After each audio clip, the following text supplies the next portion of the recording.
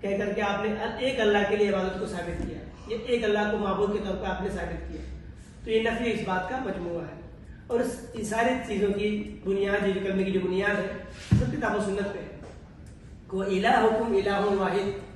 کہ تمہارا معبود ایک معبود ہے، لا الہ الا هو الرحمن الرحیم، تو اس کے سوا کوئی معبود نہیں ہے، وہ رحمان ہے۔ اسی کو علامہ اقبال نے کہا کہ لبالب شیشہ تہذیب حاضر ہے میلا سے، مگر ساقی کے ہاتھوں میں نہیں پیمانے الا، کہ جو شیشہ تہذیب ہے کا جو پیمانہ ہے وہ بالکل لبالب بھرا ہوا ہے، میں لا سے بھرا ہوا ہے، لا الہ الا کے جام سے بھرا ہوا ہے، لا الہ کے جام سے بھرا ہوا ہے، لیکن جو پینے والا ہے یا پینے والا ہے ساقی جو ہے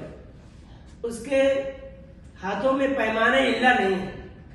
کہ الا اللہ، کوئی معبود نہیں ہے، لیکن الا اللہ یہ نہیں ہے، سوائے اللہ کے ایک معبود ہے اور وہ اللہ کی ذات۔ اللہ رب العالمین نے قرآن میں اس کو طرح ثابت کیا، ذالک بان اللہ هو الحق، اس وجہ سے کہ اللہ رب العالمین کی ذات برحق ہے، اور جو اللہ کو چھوڑ کے جن کی تم عبادت کرتے ہو وہ باطل ہے، وہ جھوٹ ہے، اللہ حق ہے، اور اللہ کے سوا جس کی بھی عبادت کی جاتی ہے لوگ کرتے ہیں وہ باطل ہے۔ تو توحید کی تعریف یہ علامہ محمد بن عبد الوہاب نے کی ہے کہ وہ افراد العبادتی، افراد اللہ سبحانہ وتعالیٰ بالعبادتی، کہ عبادت میں اللہ سبحانہ وتعالیٰ کو ایک جاننا۔ سوال یہ پیدا ہوتا ہے کہ انہوں نے مختصر تعریف کر دی، صرف عبادت میں ایک جاننا اور ربوبیت کا تذکرہ نہیں کیا۔ اس کی وجہ یہ ہے کہ اللہ رب العالمین کو سارے لوگ تقریباً رب مانتے ہیں، مکہ کے مشرکین بھی اللہ رب العالمین کو رب مانتے تھے،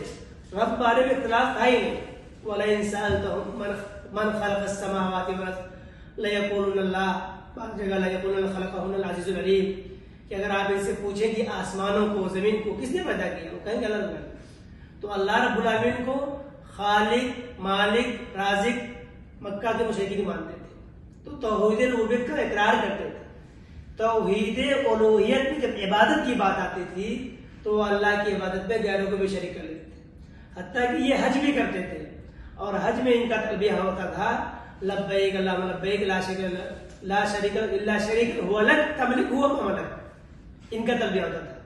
کہ کوئی شریک نہیں ہے تیرا سوائے شریک کے جو تیرا ہے، تو اس کا بھی مالک ہے، اور جس چیز کا وہ مالک ہے تو اس کا بھی مالک ہے، لیکن شریک کرتے تھے۔ اللہ رب العالمین نے ان کی شراکت کو قبول نہیں کیا، کہا کہ نہیں، تمہیں عبادت کرنی تو خالص اللہ رب العالمین کو، اللہ رب العالمین کرو، مخلصین لہ الدین، دین کو، عبادت کو اس کے لیے خالص کرتے ہوئے آپ کو بات کرنا۔